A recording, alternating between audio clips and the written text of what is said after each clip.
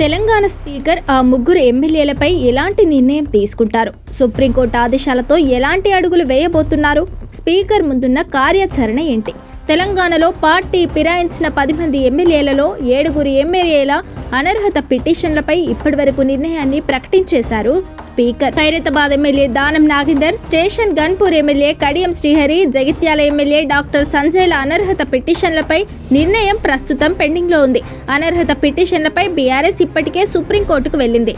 Speaker పై supreme court కొన్ని సందర్భాల్లో serious గా రియాక్ట్ అయ్యింది. ఇప్పటికే 7 ఎమ్మెల్యేల అనర్హత పిటిషన్లపై నిర్ణయం తీసుకున్నట్టు సుప్రీంకోర్టు దృష్టికి తీసుకెళ్లిన స్పీకర్ ఇంకా 3 పిటిషన్లపై నిర్ణయం తీసుకోవాల్సి ఉందన్నారు. అయితే 2 వారాల్లో నిర్ణయం తీసుకోవాలని సుప్రీంకోర్టు స్పష్టం చేసింది. అయితే 3 ఎమ్మెల్యేల పిటిషన్లపై ఇంకా నిర్ణయం పెండింగ్ లో ఉంది. వీటిపై వీలైనంత త్వరగా తేల్చాలని స్పీకర్ గడ్డం ప్రసాద్ కుమార్ భావిస్తున్నట్లు సమాచారం. కడియం శ్రీహరి, దానం నాగేందర్లు ఇప్పటికే స్పీకర్ కి ఇచ్చిన నోటీసులకు రిప్లై ఇచ్చారు. అయితే విచారణ జరపాల్సి ఉంది. 2 పిటిషన్లపై త్వరలోనే నోటీసు ఇచ్చి విచారణకు పిలిచే అవకాశం ఉంది. అటు బీఆర్ఎస్, ఇటు ఎమ్మెల్యేలకు నోటీసులు ఇచ్చి విచారణ తేదీని నిర్ణయించబోతున్నారు. విచారణ తర్వాత ఒక నిర్ణయం తీసుకునే అవకాశం ఉంటుంది. మిగిలిన ఎమ్మెల్యేల మాదిరిగా కాకుండా దానం నాగేందర్, కడియం శ్రీహరిల పిటిషన్లపై ఆధారాలను బలంగా ప్రదర్శించేందుకు బీఆర్ఎస్ సిద్ధమవుతోంది.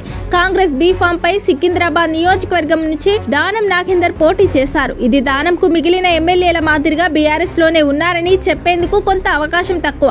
కడియం శ్రీహరి కూతురు కావ్య వరంగల్ ఎంపీగా పోటీ చేసినప్పుడు కాంగ్రెస్ కు ఓటేయాలని ప్రచారం చేశారు. కాబట్టి దీనిపై ఎలాంటి ఆధారాలను బీఆర్ఎస్ అందిస్తుంది అనేది చూడాలి. జగిత్యాల ఎమ్మెల్యే సంజయ్ పిటిషన్ పై విచారణ ముగిసింది. ఈ 3 ఎమ్మెల్యేలపై ఒకేసారి నిర్ణయం ప్రకటిస్తారా, లేదంటే సంజయ్ది ముందే ప్రకటిస్తారా అనేది ఇంకా క్లారిటీ రావాల్సి ఉంది.